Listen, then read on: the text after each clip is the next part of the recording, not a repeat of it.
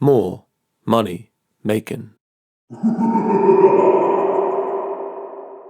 Today I want to talk about a common rule of thumb in retirement planning to help you calculate how much you should save by the time you retire according to your income requirements and how much you should be able to safely spend without running out of money. It's called the 4% rule. So let's look at what it is, the pros and cons, tweaks you can make, and alternative or additional strategies. So, what is the 4% rule? The 4% rule was developed by financial planner William Bengen in 1994.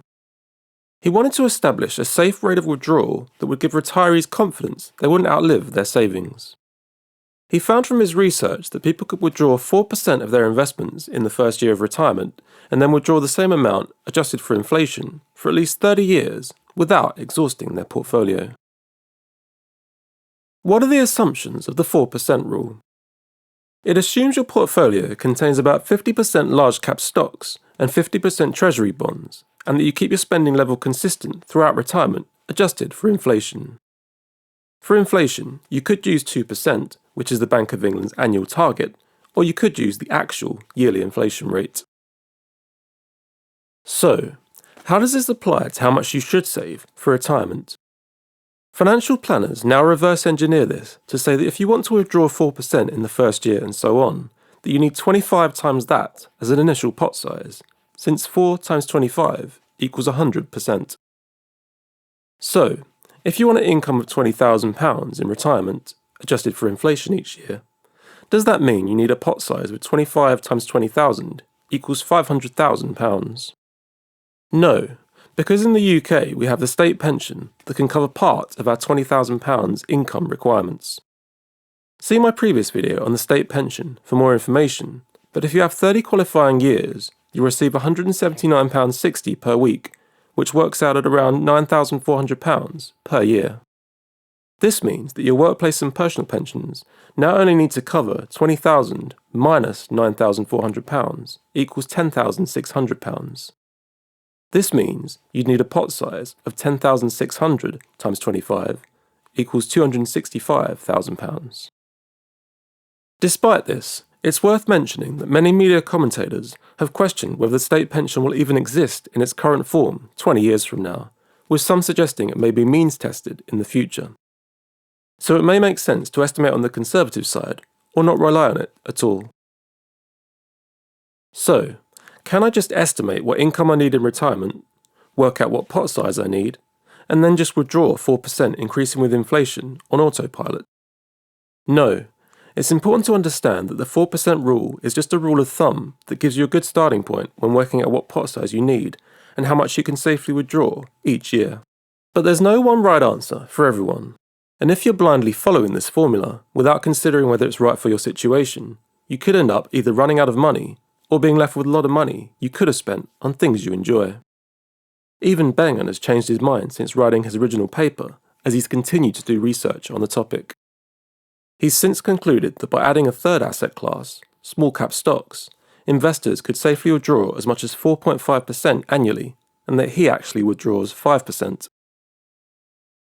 So let's go over a few problems with the 4% rule that you may want to consider and adjust for your own circumstances. The first problem with the 4% rule is that it doesn't account for changing market conditions. In a recession, it's probably not wise to step up your withdrawal amounts. You may even want to reduce them slightly. But when the markets are doing well, you might be able to withdraw more than 4% comfortably. The second problem with the 4% rule is that where the good and bad years fall in your retirement cycle can have a dramatic effect on how it performs in the long run if you follow the rule blindly. Essentially, if you experience good returns at the start and bad returns at the end, you can end up with a massive pot, whereas if you experience bad returns at the start and good returns at the end, you may end up running out of money prematurely. This is because if the market is down and you make a large withdrawal, you've locked in that loss, rather than having time in the market to see a recovery. The third problem with the 4% rule is that it doesn't account for different portfolios. If you've chosen an asset allocation other than 50% large cap stocks and 50% government bonds, the 4% rule hasn't been stress tested against your particular portfolio allocation.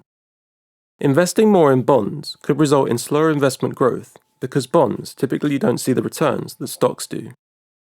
Investing more in equities could result in higher volatility, where you'd normally want to withdraw less in a falling market. Investing in small-cap stocks and other asset classes will also mean different risk, returns, and volatility. The fourth problem with the 4% rule is that it doesn't account for changing spending patterns. Most retirees are more active in the early part of retirement. They often devote more time to hobbies or travel, and their spending is often higher. Spending then falls in the middle part of retirement, before rising again due to costly healthcare expenditures later in life. The 4% rule limits you to a set amount, which may be too little in your early or later years, and too much in the middle. So, what can you do to adapt the 4% rule to your own circumstances and overcome some of its limitations? The most basic thing you can do is build up a bigger pot such you can cover your income requirements by withdrawing perhaps just 3% each year. You can do this by managing to increase your income or by delaying your retirement for a few years. Without increasing your pot size, another strategy is to change the percentage you withdraw based on how the market is doing in a given year. For the best returns, you want to decrease the percentage you withdraw when the market is doing badly, and vice versa. This strategy is normally made possible by breaking down your retirement spending into essential and non-essential. So perhaps in a downturn, you forego some of your luxury spending, like a foreign holiday, and make up for it by spending more when the market is doing well. The downside to this, of course, is you have to be comfortable spending less when the market drops, and not necessarily when you want to. Another version of this same strategy is to buy an annuity with part of your pot to cover your essential retirement income, and leave the remainder in a drawdown scheme to cover luxuries. I discussed annuity versus drawdown in a previous video. So as you can see, the 4% rule can be a useful tool in retirement planning to get some general ideas, but your exact strategy will depend on a variety of factors. Before retirement, a lot will depend on how much money you can make during your working years and how many years you're prepared to work. The longer you work, the bigger your pot size will be, meaning security, but then you're sacrificing some years of retirement. In retirement, a lot will depend on the economic conditions throughout, your portfolio makeup, and your spending patterns.